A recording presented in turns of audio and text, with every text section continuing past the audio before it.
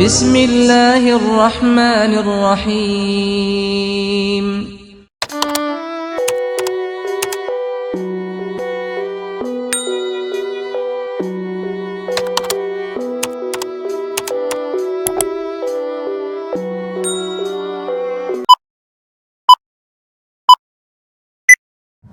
Bismillahirrahmanirrahim. Assalamualaikum warahmatullahi wabarakatuh. Alhamdulillahilladzi anzalas sakinata fi qulubil mu'minin liyazdadu imanan ma'a imanihim. Asyhadu an la ilaha illallah wahdahu la syarikalah wa asyhadu anna Muhammadan abduhu wa rasuluh. Allahumma salli wa sallim wa barik ala sayyidina Muhammad wa ala alihi wa ashabihi ajma'in. Amma ba'd. Faqala Allah ta'ala fi kitabihil karim, a'udzu billahi minasy syaithanir rajim. Bismillahirrahmanirrahim. Wa ma umiru illa liya'budullaha mukhlishina lahuddin.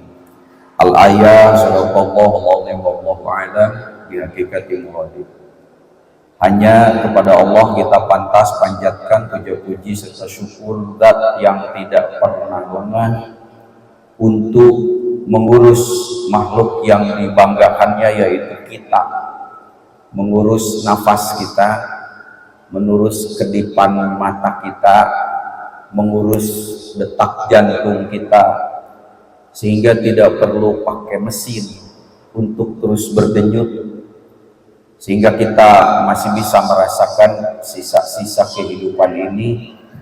Maka wajar kalau Allah sendiri mengingatkan, fabi ayyi ala'i rabbikuma tukadziban, nikmat mana lagi yang akan engkau dustakan dari aku.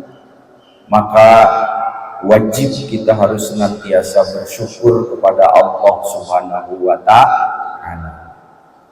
Tanda bersyukur, maka kita mulai pengkajian ini dengan sama-sama mengucap alhamdulillah.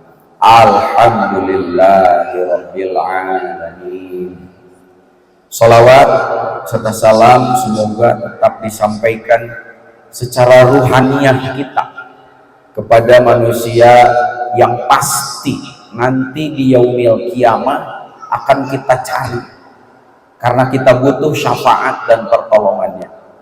Dan inilah manusia yang kecintaannya kepada kita itu sungguh sangat luar biasa, sampai diterangkan di dalam hadis ketika beliau mau meninggalkan dunia ini, yang dititipkan adalah di nafas yang terakhirnya, yang dipertanyakan dan dititipkan adalah umatnya. Dan nanti ketika dibangkitkan dari alam barzakh, yang pertama kali dibangkitkan oleh Allah adalah beliau. Nabi-nabi yang lain belum dibangkitkan, makhluk yang lain belum dibangkitkan. Yang pertama kali dibangkitkan dari alam barzakh itu adalah Rasulullah Muhammad sallallahu alaihi wasallam. Dan di dalam hadis itu disebut, ketika beliau bangkit, yang ditanyakan bukan keluarganya, bukan sanak familinya, tapi kita, umatnya. Karena itu maka sungguh sangat bodoh sekali ketika kita tidak pernah menyambungkan ruhani kita kepada Rasulullah. Kenapa ruhani? Jasad kita jauh. Rasulullah sudah duluan ratusan tahun meninggalkan dunia ini. Kalaupun kita mau ziarah ke kuburannya tidak mudah. Tapi beliau memberikan kesempatan untuk bagaimana secara rohani kita tersambung melalui sholawat. Karena itu perbanyaklah sholawat untuk menyambungkan rohani kita kepada Rasulullah Muhammad sallallahu alaihi wasallam. Para jamaah yang Allah muliakan, para calon penghuni surga, amin, yang Allah rindukan, pada kajian kita yang pertama, yaitu bimbingan ibadah batin yang pertama kemarin, kita mengingatkan kembali apa yang sudah kita bahas. pada waktu itu kita sudah membahas bahwa tugas pokok manusia tidak ada lagi kecuali ibadah, titik. Jadi apapun, dalam keadaan apapun, dimanapun, dalam kondisi seperti apapun, perilaku kita harus memiliki nilai ibadah, titik. Berarti tugas pokok adalah ibadah, yang lain adalah tugas tambahan. Jangan dibalik, kelas. Jangan dibalik. Tugas pokok jadi tambahan, tugas tambahan jadi pokok. Pak Kiai, tugas pokok kita itu ibadah. Tapi kalau tidak makan, bisa ibadah enggak? Kalau begitu duluan mana kalau ada nasi kebuli dengan sholat duhur? Paling itu masalahnya. Paling itu masalahnya. Makanya sebelum thalabul ilmi, maka siapkan dulu lahir dan batin kita. Lahir itu ini, batin itu ini. Minggu kemarin sudah kita sebut, inti batin itu adalah qalbu. Karena tugas kita adalah ibadah, maka pada pertemuan kemarin kita sudah bahas ibadah itu ada dua. Ada ibadah zahir, ada ibadah batin. Ada ibadah yang nampak, ada ibadah yang tidak nampak. Ibadah zahir yaitu ibadahnya jasad kita, tubuh kita. Disebut ibadah syariat. Ibadah ini cirinya terbatas waktu, ruang, tempat. Ada hitungannya. Kalau sholat ada rakaatnya, bisa kita lihat ukurannya sah dan tidak sah. Contohnya yang ada di dalam rukun Islam, syahadat, sholat, zakat, puasa, haji. Itu ibadah syariat. Alatnya badan kita. Kenapa disebut ibadah syariat? Terlihat. Ada hitungannya, ada. Sholat ada hitungannya, ada rakaatnya, ada. Terbatas waktu, ya. Karena kalau sholat duhur harus pada waktunya. Ibu nggak bisa sholat duhur sekarang. Pak Kiai ada mama mumpung nyalse, mau sekarang nanti mah ada kondangan. Tidak bisa.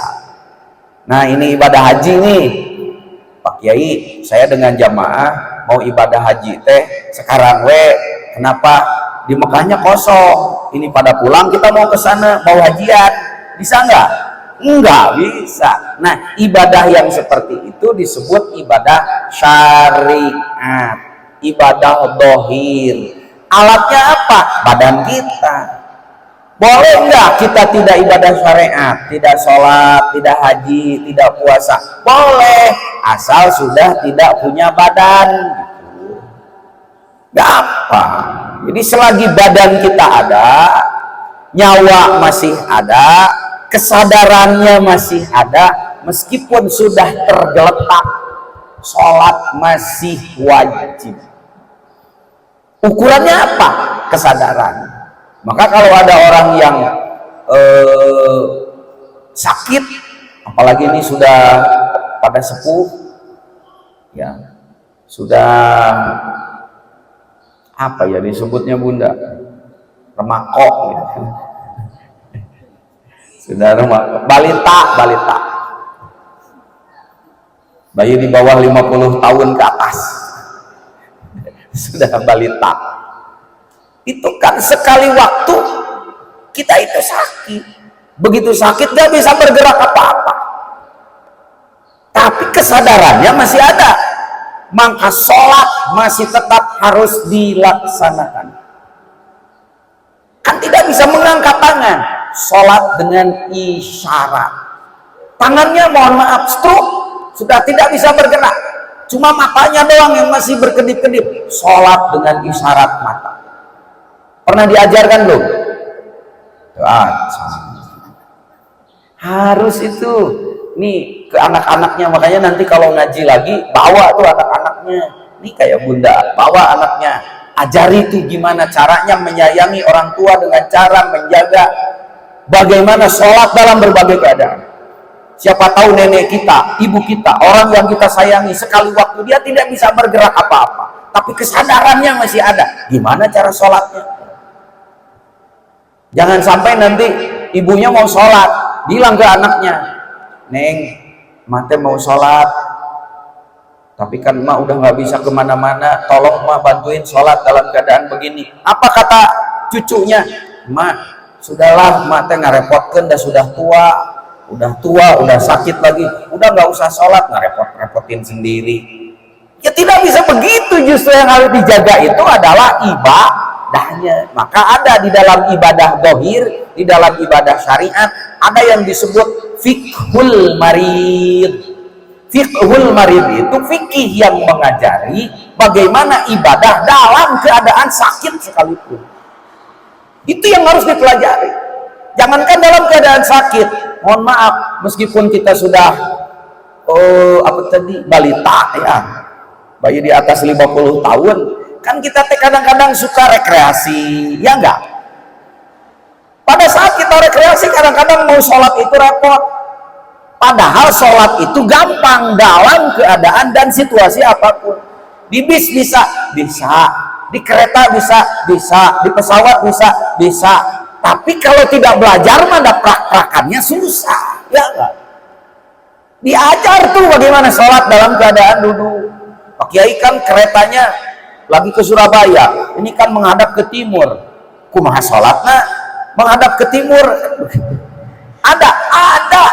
Maka itu harus dipelajari. Nah, itu bab ibadah dohir yang kita pelajari. Di situ adalah fikih amali yang kita kenal dengan istilah sehari-hari. Makanya jangan hanya menganggap kita bisa sholat, kita bisa ngaji. Ya karena memang kita masih bisa jalan-jalan. Nanti kalau sudah repot, diam di rumah, mau apa? Ya, jadi ini yang harus disampaikan ke anak cucu kita. Ya, ibu-ibu yang ada di sini bilang ke anak cucunya, tolong ajari emak sholat dalam keadaan sakit. Bagaimana sholat dalam keadaan duduk? Bagaimana sholat dalam keadaan berbaring? Bagaimana sholat dengan isyarat? Bagaimana kalau emak tidak bisa wudhu? Bagaimana kalau emak tidak bisa tayamum sekalipun? Karena tayamum itu dengan debu. Ajari, minta sama anak-anak. Itu kewajiban kita. Itu akan lebih mulia. Baik. Nah, pada waktu pengajian yang kemarin kita sudah diberitahu bahwa ada ibadah yang kedua yang disebut dengan ibadah batin. Ibadah batin disebut dengan ibadah hakikat. Siapa yang berpendapat seperti ini? Imam Ghazali. Bagaimana ibadah batin itu? Tidak seperti ibadah dohir.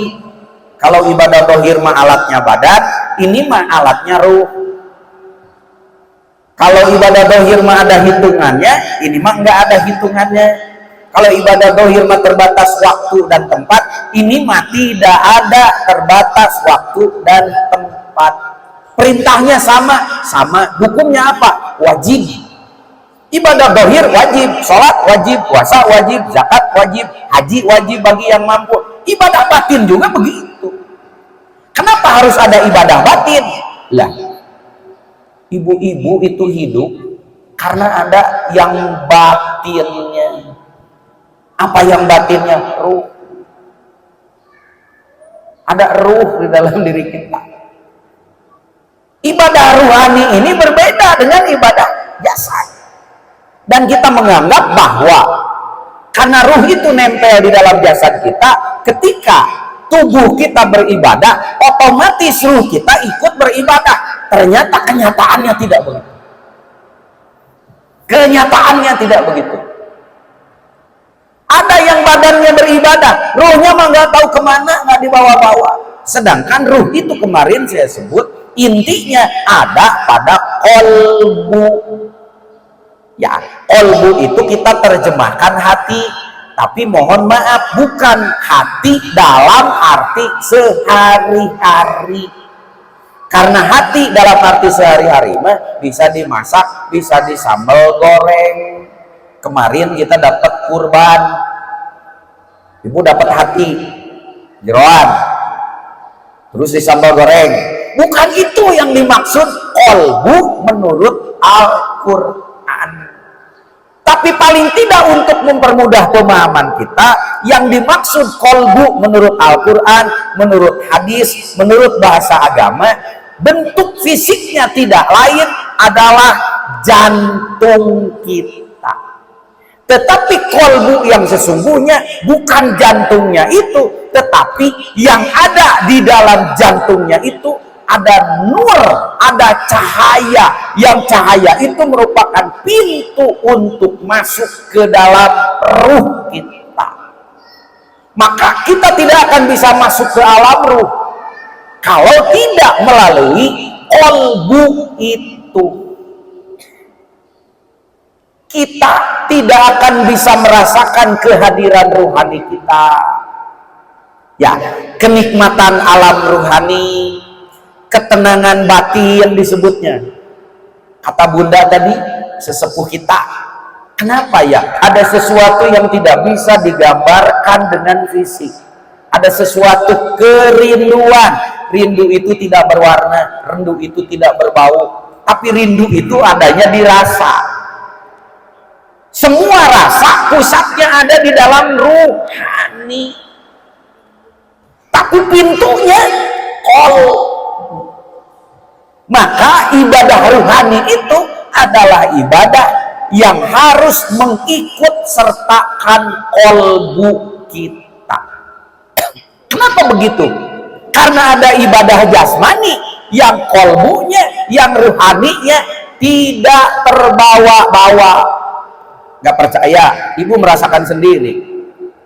Mungkin sebelum ke sini atau setelah dari sini ada niat mau ke pasar baru.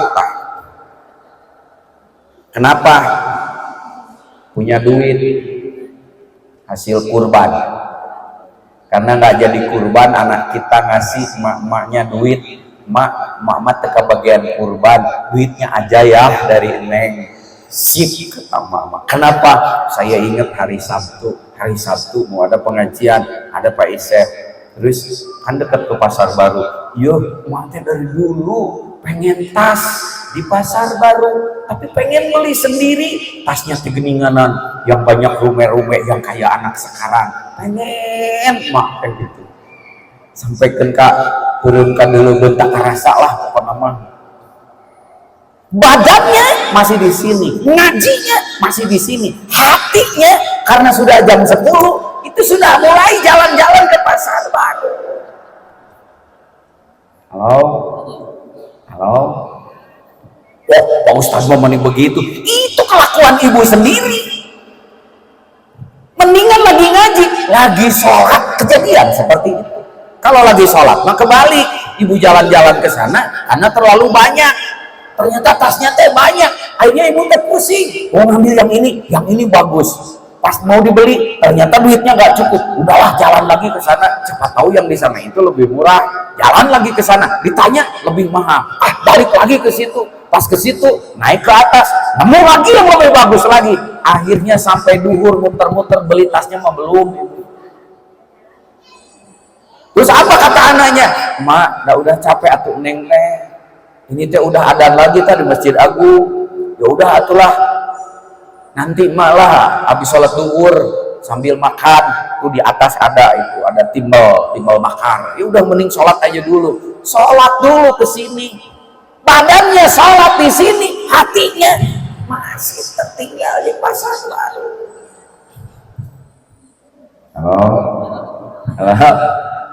Nah, itu kelakuan kita dalam beribadah.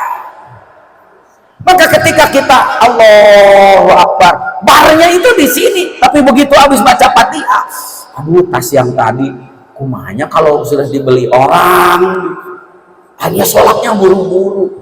Percaya enggak bahwa badan itu ibadah, qalbunya belum tentu terbawa. Bagaimana nilai ibadah yang seperti itu? Rusak, tidak bernilai di hadapan Allah. Itulah ibadah yang tidak bernilai, yang disebut dengan ibadah mardud. Kalau sholat mardud, kalau puasa mardud, kalau haji mardud. Mardud itu jadi sah, tapi tertolak oleh Allah, tidak diterima oleh Allah. Cirinya sholat yang mardud, haji yang mardud, puasa yang mardud, umroh yang mardud, sedekah yang mardud, setelah selesai melaksanakan ibadah itu tidak memberi dampak positif apa-apa di dalam kehidupan sehari-hari. Contoh, sholat. Al-Quran mengatakan innas sholata tanha anil fahsya'i wal munkar. Sesungguhnya sholat itu adalah ibadah yang ketika ibadah ini benar-benar dilaksanakan, bukan hanya dohirnya tapi kolbunya juga terbawa ibadah, maka sholat ini adalah ibadah yang akan menjaga kita dari perbuatan dosa yang disebut fahsya dan munkar. Apa itu fahsya? Fahsya itu perbuatan dosa yang efek dosanya hanya untuk kita sendiri. Tapi kalau munkar, perbuatan dosa yang akibat perbuatan dosanya itu adalah orang lain juga kebagian. Itu munkar namanya. Jadi kalau kita benar sholat, mestinya akhlak kita, perilaku kita baik, ngomongnya baik, akhlaknya baik, nggak sok tahu, nggak sok pinter. Orang lain lagi ngaji, dia juga ngaji kesini bukan mau thalabul ilmi, karena hanya pelarian, karena di rumah sudah tidak ada yang menyayangi. Ngaji kesini bukan untuk ngaji apa, pamer cincin yang baru, sampai nyapa temen juga, ce damang ce, karena ada gelangnya, ce damang ce, ibu mau apa? Seperti usia sudah tua, ibadah serasa banyak, padahal di mata Allah ditolak. Ngaji majelis taklimnya sudah tidak terhitung, karena bisa menghitung saya dari jumlah seragamnya. Sudah dibilang, ini orang berapa kali ngaji sih? Setengok aja seragamnya. Ada berapa seragam pengajiannya? Kalau ada 7, berarti 7 majelis taklim, dan tiap majelis taklim punya seragam sendiri.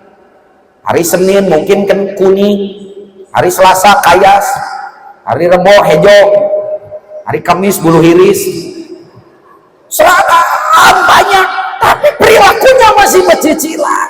Udah tua bukan makin takwa, udah tua makin genjreng.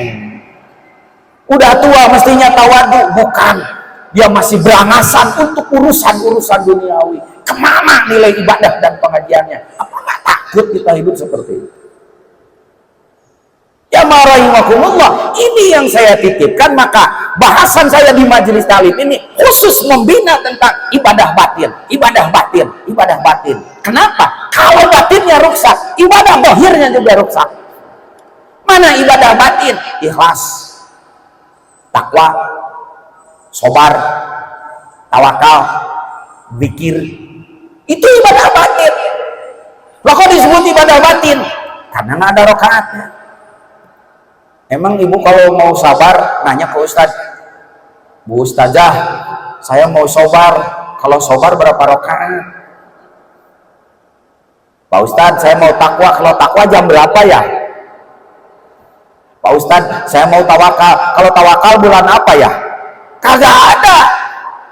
Tapi kata Imam Ghazali, kalau kita menganggap enteng ibadah batin, maka ibadah dohirnya banyak yang rusak. Contoh, ibu ngaji seperti ini, tapi ibu itu tidak ikhlas.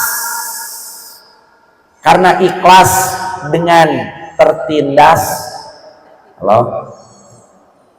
sabar dengan tidak berdaya, tipis. Hari ibu teh ini teh sabar apa tidak berdaya? Tanya sama diri sendiri. Hari ibu teh ikhlas atau tertindas? Tuh kan, jujur sendiri. Mas hati-hati, ibu hidup selamanya tertindas, ibu menganggap itu ikhlas. Ikhlas mah ada pahalanya, tertindas mah membuat ibu masuk neraka karena enggak ngaji batin. Pak Kiai, apa tuh ibadah batin? Ibadah batin teh ibadah kolbu, ibadahnya hati.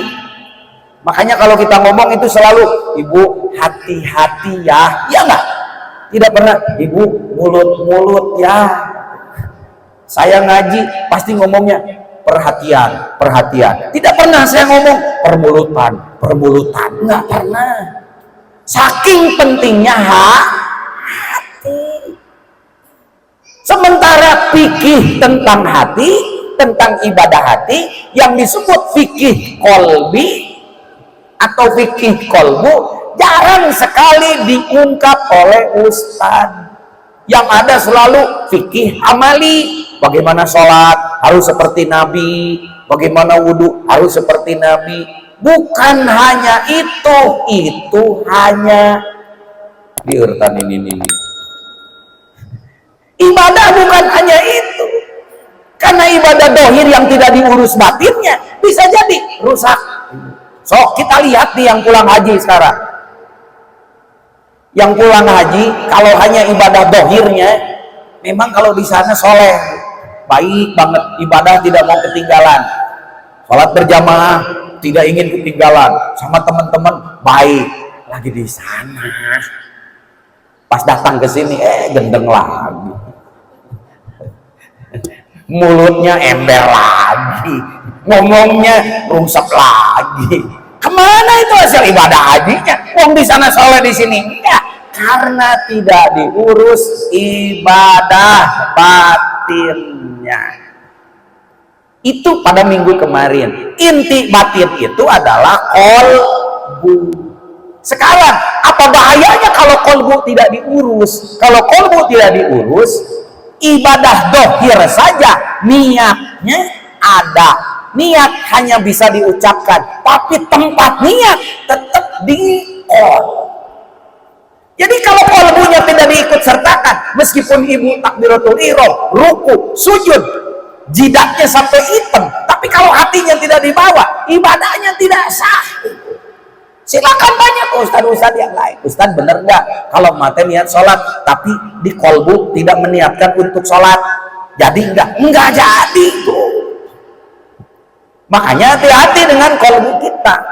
Paling tidak ketika kita mengangkat tangan, Allahu Akbar, begitu loh, di sini di dalam kolbu kita, itulah tempatnya niat.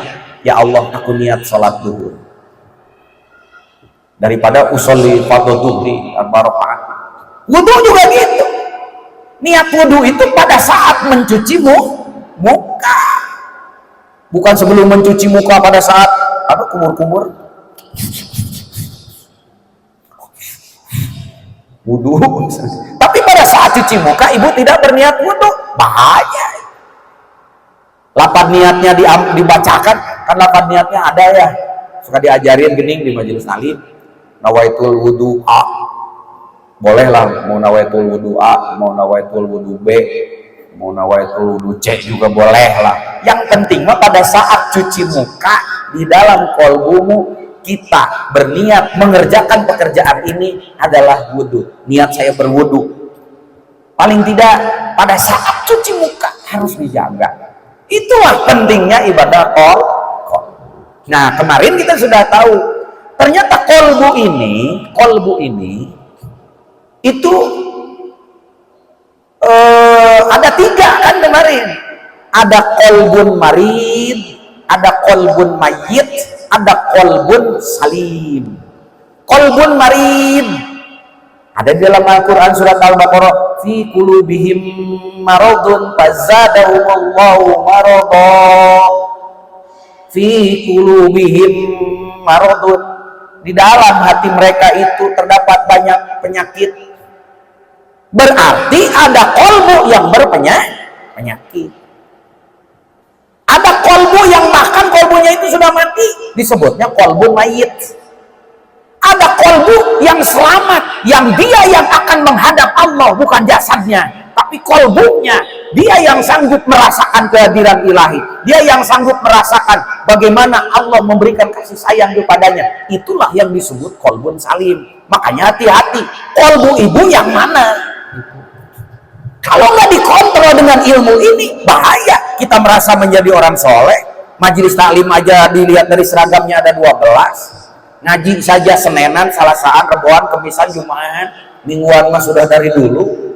Ya, sodakoh kadang-kadang dari mencuri ge diincu duitna lah, daripada dipakai beli es krim cokot diasupkeun kana koropa. Kalau bahkan menang maksa mungkin ibu terus gitu. Tapi kenapa kolbunya masih berpenyakit? Mana penyakit kolbu? Cung. Yang bahasa Jermannya itu belikan. Tahu nggak? Belikan. Apa ya bahasa Indonesia?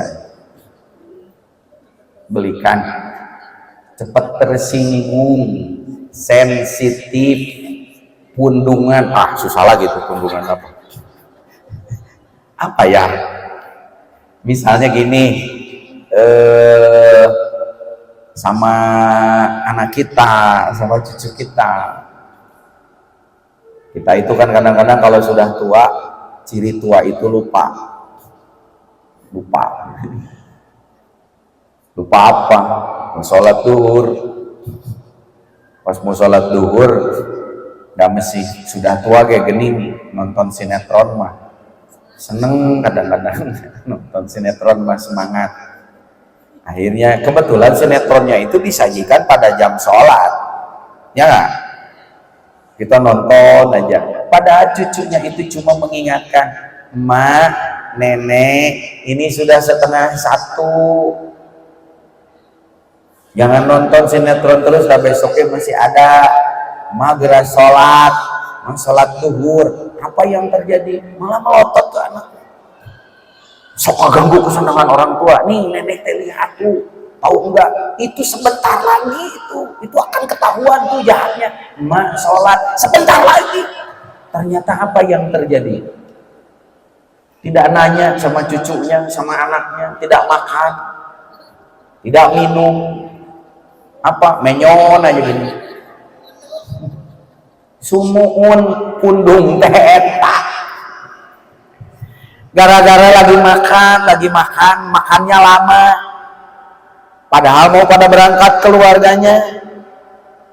Lalu kata cucunya, "Mak, cepetan atuh, ini teh sudah siang. Mak udah kalau makan teh lama." Apa yang terjadi? Piringnya dilemparin. "Nah, lu mau pergi aja, lu aja. Udah, nenek mah sudah tua. Sudah segala susah. Udah lu aja." Halo. Kalau ngomongin masa lalu bisa 2 jam tuh sama cucunya. Tapi diajakin ibadah, diajakin baca Quran. Masya Allah, susah banget. Itu penyakit hati.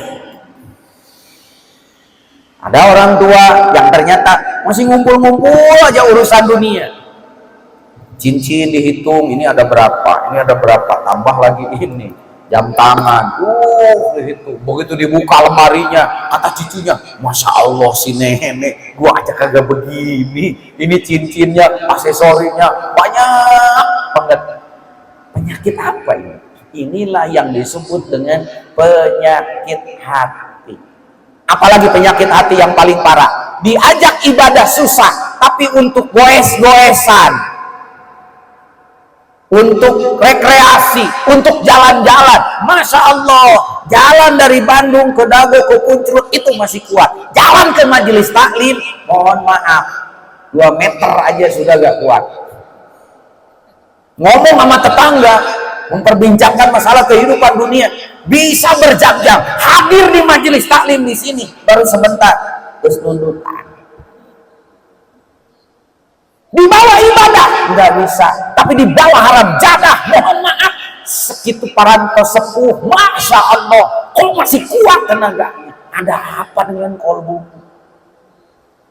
Begitu diberi nasihat seperti ini, malah dia kabur. Si Ustad eta menyindiran emak, Ustad itu pekerjaannya gitu aja ya.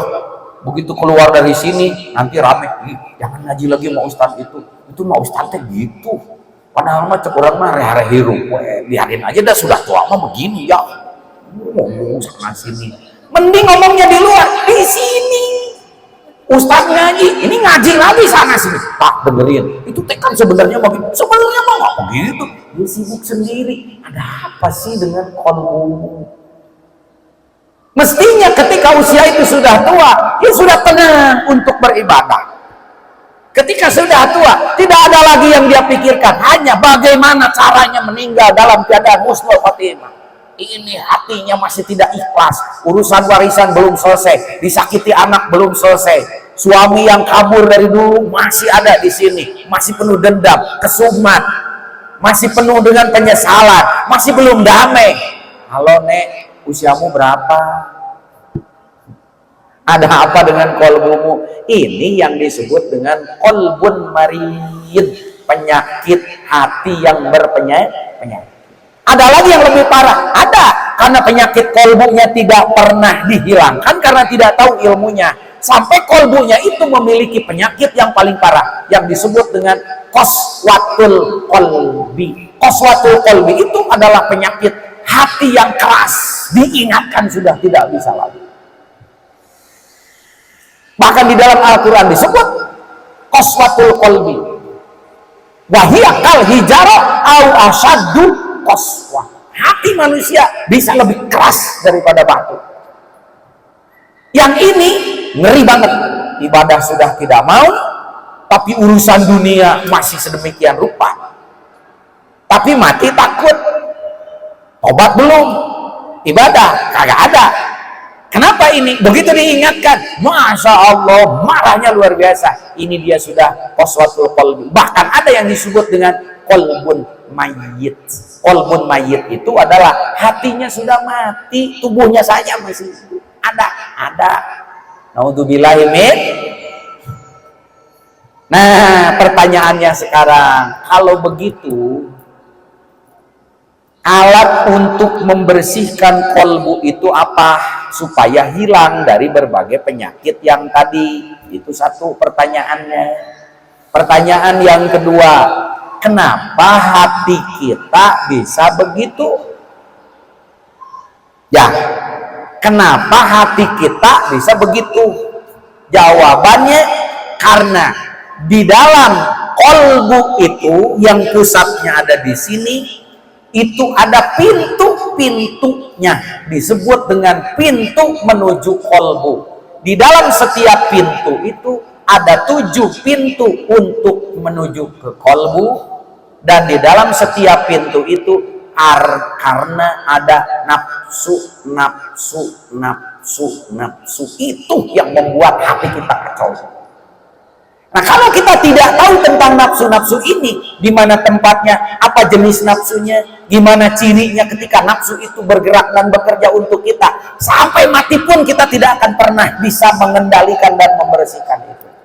Makanya pada pertemuan kemarin, ya, kita sudah menyebut ternyata nafsu kita itu berdasarkan Al-Quran ada 7. Maka kolbu kita ini dirongrong oleh 7 nafsu. Mau tahu? Mau tahu banget, mau tahu aja. Iya, ya. Nah, ini mah bukan hanya yang sudah tua, yang masih muda juga ya harus tahu, karena ini yang menyebabkan kolbu manusia itu kotor. Nafsu inilah yang membuat manusia itu jatuh kepada kejelekan. Nah, maka inilah yang harus kita bedah. Maka nafsu-nafsu ini di dalam Al-Quran disebut ada 7. Kita sebut dulu, kemarin baru disebut 4 ya. 1 nafsu ammaroh atau amarah. Yang kedua nafsu lawamah. Yang ketiga nafsu sawiyah atau mulhamah. Yang keempat nafsu mutmainnah. Yang kelima nafsu radiyah. Yang keenam nafsu mardiyah. Kita punya cucu namanya Rodiyah, Cek Rod.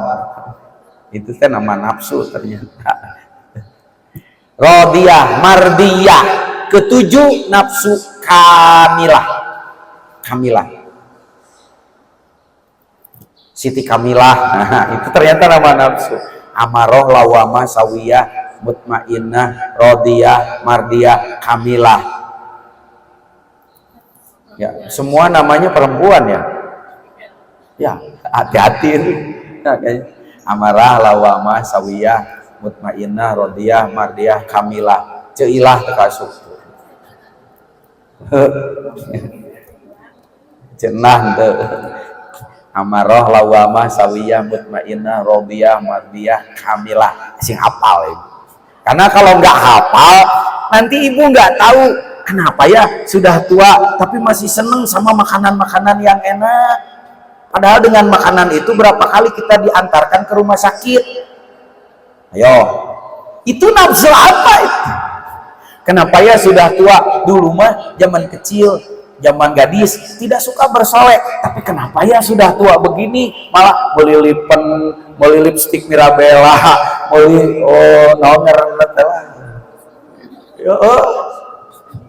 kenapa ya? Itu nafsu apa itu? Kenapa ya kalau ibadah mah kita teh mau kena saja, itu yang sudah penuh cimutingnya, sudah banyak bintangnya di sini. Tapi kalau ke pengajian, wih, ngejreng. Itu nafsu apa ya? Kenapa ya kalau lagi jalan-jalan, luar biasa. Tapi kalau lagi ngaji, lagi sholat, lagi baca Quran, baru baca sedikit udah. Itu nafsu apa ya? Ayo. Ya. Kenapa ya kita itu sudah sadar, Pak Isep, damage sadar, ini teh salah, pengen tobat, tapi pengen doang. Kenapa ya belum bisa? Lagi di sini soleh, pengen tobat, pengen bagus, 7 langkah dari sini, edan lagi. Itu nafsu apa ya Pak Isep ya? Ini yang harus kita rasakan. Dan itu ada pada kita sendiri. Dan nafsu mah ada di dalam diri. Nah, nanti nafsu ini kalau kita tidak membinanya, maka nafsu ini menjadi tempat untuk yang dari luar yang membuat kita hina. Apa? Setan. Jadi di luar ada setan, di dalam ada nafsu. Nah, lapak.com dari setan itu adalah nafsu-nafsu kita. Makanya kalau kita nggak ngaji ilmu ini, sampai kapanpun kita nggak tahu bahwa di dalam diri kita sudah banyak setan.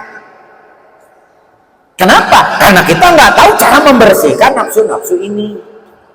Meskipun ngajinya, kajiannya udah Masya Allah, jangan dianggap bahwa menyelesaikan masalah ilmu cukup dengan kajian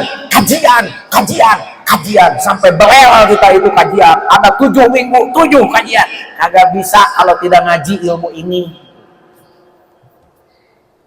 Halo, ibu bisa membedakan nafsu dengan setan? Halo, kuat setan, kuat nafsu. Yang nyebut kuat nafsu berarti setan. Halo, kuat nafsu, kuat setan. Kuat setan berarti nafsu. nih. Ini dikit-dikit ya cara ngebedain mana nafsu, mana setan. Nafsu mah dari dalam diri, setan mah dari luar. Bagaimana cirinya godaan setan? Godaan setan mah kadang-kadang datangnya itu tiba-tiba. Ngajaknya itu tiba-tiba. Tapi itu bisa dihardik sama kita kalau kita tahu senjatanya. Mana senjatanya? Banyak. Tapi nanti senjata yang paling inti saya kasih tahu. Ta'awud. Itu senjata untuk melindungi setan dari luar. A'udzubillahi minasyaitonirrajim. Makanya kalau kita tidak tahu cara membedakannya, bahaya juga kita. Setan itu kalau menggoda, mengajak kepada kejelekan, itu mudah ditolak sebetulnya. Mudah ditolak. Asal kita tahu alatnya. Salah satu alatnya adalah ta'awud. Makanya ta'awud ini harus sering-sering. A'udzubillahi minasyaitonirrajim. Aku berlindung kepada Allah dari setan yang terlaknat. Berlindung, minta perlindungan. Ada surat A'udzu birabbil falaq, A'udzu binas. Makanya setan itu banyak alat-alatnya untuk bagaimana cara kita menjaganya. Misalnya setan takut sama adzan, setan takut sama qomat. Makanya kan kalau ada adzan, kalau ada qomat, setan itu pergi. Setan itu pergi. Makanya kalau ada bapak-bapak lagi di masjid gini kan, ngobrol dari pagi sampai duhur, begitu adzan tiba-tiba dia pergi. Nah, setan ya ngobrol-ngobrol di masjid sampai 2 jam 3 jam, begitu adzan sama qomat bukan salat apa, pergi. Berarti yang tidak suka sama adzan dan qomat apa? Pan setan minal jinnati wan. Kan setan jin mah tidak terlihat. Ini setan dari bangsa manusia. Alladzi yuwaswisu, yang suka waswis-was eta. Ece ieu geus lah ngaji mah kamari ge sudah atuh. Ece tong soleh teuing. Orang yang soleh itu cepat mati, tahu? Ustaz, yuk jangan di pengajian, mending jalan-jalan sama saya. Lihat sehat. Orang-orang di pengajian itu orang-orang yang sakitan semua, asam urat lah, kolesterol lah. Mending kayak saya, goes. Itu setan itu. Waspada. Gampang. Jadi sekali ada setan datang, lalu kita hardik dengan istighfar, dengan ta'awud, itu pergi. Tapi nanti datang lagi. Gitu. Kayak tetangga ibu gini. Sekali ngajak goes, tidak mempan ibu ke majelis taklim. 2 kali, rada mikir-mikir. 3 kali, majelis taklim ditinggalkan. Jalan-jalan sampai ke Puncrut. Pulang dari Puncrut, digotong ke rumah sakit. Setan. Jadi setan mah dari luar, Bu. Gampang.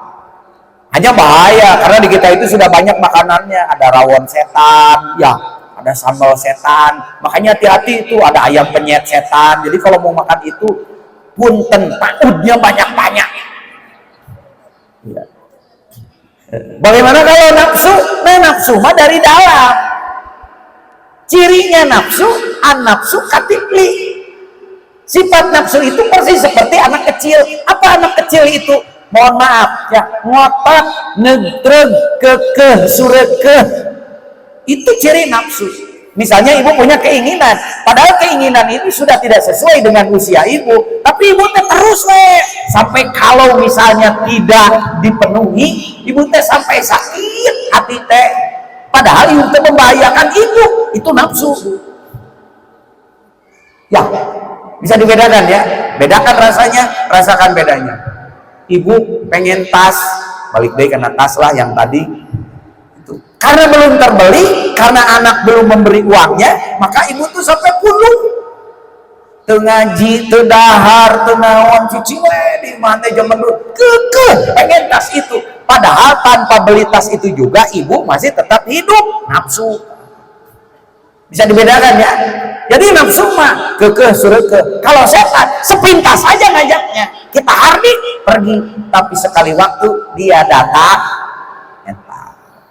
Nah, satu tak ilmu. Jadi ibu tinggal ngukur. Ini nafsu apa setan sih? Kalau ternyata kekeh sureke, sampai kalau tidak terpenuhi teh sakit hati.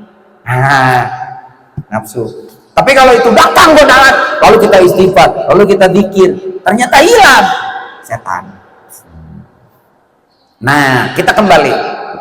Mari kita perdalam sedikit tentang nafsu ini. Nah, nafsu menurut Al-Quran tidak jelek semua, tidak baik semua. Itu yang harus dipegang dulu. Karena kalau nafsu dalam bahasa sehari-hari, konotasinya selalu buruk. Ya enggak? Pemakai nafsu tuh, ke tetangga. Ucu mau menikukun, majaknya menikukun. Tuh pakai nafsu, ucu ngomongnya. Maksud Allah itu apa maksudnya? Ya. Ternyata menurut Al-Quran nafsu itu tidak jelek semua, tapi ada kebaikannya. Cuman kalau tidak dididik, dia lebih cenderung membawa kepada kejelekan. Maka kalau menurut Al-Quran nafsu itu tidak buruk semua, ada baiknya, ada buruknya. Mana dasarnya? Lihat Quran surat Asy-Syams ayat 7 sampai ayat 10. Wa nafsi wa ma sawaha, demi nafsu, demi nafas, demi jiwa. Jadi nafas itu bisa berarti nafsu, bisa berarti jiwa, bisa berarti kolbu, bisa. Wa nafsi wa masawaha, demi jiwa dan penyempurnaannya. Fa'alhamaha fujuraha wa taqwaha. Terhadap setiap nafsu itu Allah memberikan dua dorongan. Dorongan untuk berbuat baik dan dorongan untuk berbuat jahat.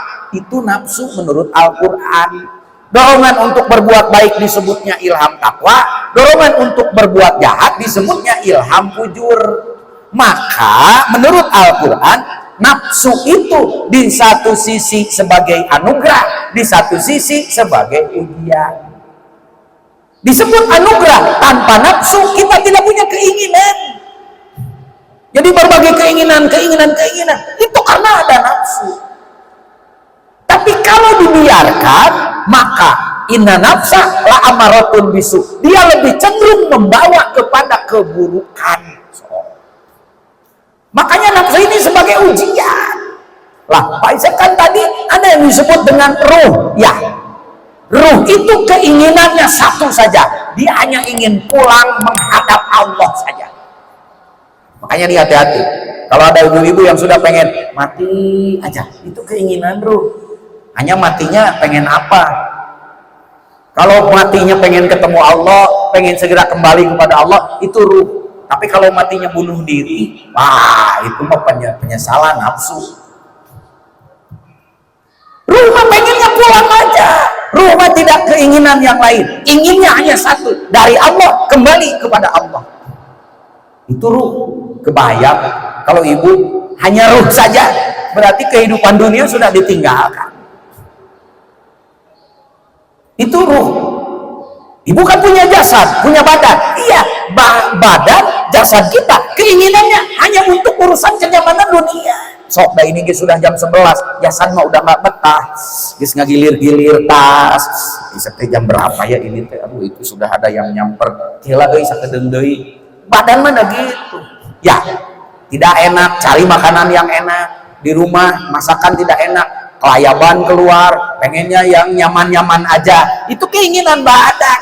Kebayang kalau kita hidup tidak diberi nafsu, maka kita itu tidak seimbang hidup. Hanya kalau nafsu ini dibiarkan, dia akan cenderung untuk liar saja ke kehidupan dunia. Dan badan ibu mah tidak mau mati. Jangankan mati, tua saja tidak mau kalau bisa. Halo? Makanya diawet-awet kan hidup ini. Cuman ada yang awet muda, ada yang awet tua, itu aja masalah. Emang ibu datang ke salon mau apa? Ya sampai ini direbus kepala sepotong gening, dimasukin kayak helm, terus ada yang bulnya, ada airnya, supaya apa? Bila perlu badan mati, tidak ingin mati, ya jujur. Tapi ruh dia inginnya ke akhirat saja. Sementara kita hidup di dunia, maka Allah memberi kita nafsu. Yang nafsu ini sebagai ujian. Cing gitu. Cing, kamu yang suka ke majelis taklim teh, cenderung ke dunia, cenderung ke akhirat. Nafsu ini. Makanya nafsu ini tidak baik semua, tidak jelek semua. Disebutnya edan, sakapun edan, sakapun ngan loba teuing edan. Mata hirupna edan, kan loba edan. Nah, ketemu sekarang, sekali waktu soleh, sekali waktu salah. Sekali waktu ke majelis taklim, sekali waktu ke majelis ta'lajim. Halo? Karena ada nafsu itu. Pak Isap, gimana kalau nafsu itu kita bunuh saja? Bahaya. Karena ada nafsu-nafsu yang dia itu penting untuk kehidupan dunia.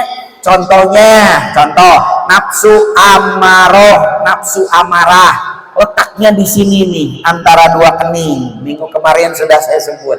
Di sini ada nafsu makan, ya, ada nafsu kelezatan duniawi, ada nafsu kenyamanan, nafsu seks, nafsu kepuasan badania, nafsu kenyamanan. Ada di sini. Nafsu makan ada di sini. Makanya kalau ibu mau makan, bukan dari sini datangnya, dari sini dulu. Baru nggak buru kan. Kalau lapar dulu, begitu lapar, ya siapa yang dikerjakan oleh si ini? Si ini. Aduh lapar, itu ya. Sama ini. Kayaknya itu enak banget. Coba nafsu amaroh, kita bunuh nafsu makan, semua ke rumah sakit ini. Karena nggak ada nafsu makan. Uang kita sakit saja diberi vitamin, ya nggak?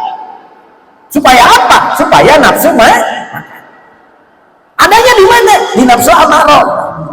Tapi kalau ini tidak dikendalikan, maka nafsu makannya tidak terkendali. Kan ada orang yang sudah tua, nafsu makannya tidak terkendali, disebutnya bulimia. Ya, begitu lihat makanan yang sedap-sedap, makan, habis gitu beli obat dulkola. Ya, supaya apa? Supaya mencret lagi. Buat apa dimakan atuh nenek, hari dipodol ke deui mah. Tapi dia ada nafsu kepuasan ketika ada di sini. Sampai badannya itu, mohon maaf, kan ada pertumbuhan, ada perkembangan. Kalau sudah tua pertumbuhan berhenti, tapi perkembangan masih terus, disebutnya obesitas. Tapi nafsu makannya tidak terkendali, ya enggak? Akhirnya segala dimakan, aspal dimakan, beton dimakan, ya, uang negara dimakan, uang kopi dimakan sama mayat-mayatnya. Itu nafsu makan yang tidak terkendali. Nah, makan mah 2 piring juga cukup. Kenapa dia bawa beras sampai 2 truk, 3 truk? Zaman dulu raskin. Itu orang-orang, mohon maaf, yang pesantren, di pesantren Sukamiskin, yang ke bawah sedikit, itu teh orang-orang yang tidak terkendali nafsu makannya. Dan dia kalau dia makan sama keluarga mah cukup. Ini mah 7 turunan hartanya. Masya Allah tuh. Nafsu seksual, coba kita bunuh. Kita nggak punya keturunan. Nafsu kenyamanan, coba kita bunuh. Ibu bisa tidur di emperan. Disebutnya orang begini. Tapi kalau ini tidak dikendalikan, maka nafsu amaroh ini sesuai dengan namanya, ya, Amaro artinya menyuruh. Kapan dia tidak menyuruh? Nanti kalau sudah kullu nafsin dha'iqatul maut. Begitu nyawa dicabut, ruhnya sudah dicabut, baru dia bisa berhenti. Sekarang ini dia yang nyuruh, mau tengah malam, mau apa, begitu dia pengen, dia suruh aja tuh. Mau pejabat dia suruh, mau jenderal dia suruh apa? Padahal udah kaya, suruh lagi nyari harta untuk korupsi. Padahal sudah tua, suruh lagi untuk jalan-jalan. Padahal sudah tua, suruh lagi untuk makanan-makanan yang enak. Apa tidak sadar kita dikendalikan oleh dia? Itulah nafsu amaroh. Bahkan nafsu marah pun dari situ. Karena amaroh itu A-nya hilang, tinggal marahnya. Ibu tensi naik terus karena si eta tidak dikendalikan oleh ibu. Lihat cucu bisa belen, langsung ngomong nguprak kue apa S3 stres stroke selesai. Kalau sudah tua ini tidak terkendalikan, maka nanti banyak penyakitnya. Tensi, jantung, kolesterol, itu nafsu itu kalau tidak terkendalikan. Sekarang mau pakai apa membersihkannya? Baru satu, kan nafsu saya. Makanya sekarang ibu sudah tua, disuruh aja makan yang enak-enak. Padahal sudah ke rumah sakit berapa kali. Siapa yang nyuruh ibu begitu? Si eta. Halo, ibu marah-marah terus, si eta. Ibu cepat naik hitam, ibu suruh 5 menit lagi. Yang kedua, nafsu lawamah. Di sini letaknya, di bawah, mohon maaf ya, di depan nenek-nenek, saya bisa nyebut susu ya, di bawah susu sebelah kiri, 2 jari di bawah. Itu tempat nafsu lawamah. Lawamah dari kata al-laum. Al-laum artinya mencela, mencaci maki, menjelek-jelekan. Ini sifat jeleknya. Meskipun sudah tua, urusan mencela orang mah jangan ditanya. Meskipun sudah tua, tidak punya HP, meskipun HP-nya sirnit-nit, urusan gosip dia paling duluan. Tapi ngomong sama dia kagak ada benernya. Ya tanya tuh sama cucu, punya nenek rewel aja, pokoknya itu salah, ini salah, ngomong itu salah, ini salah. Siapa yang suka nyalahin terus? Si lawama. Makanya kalau ngomong sama yang lawama mah kagak ada benernya. Ngaji gini aja kagak ada benernya.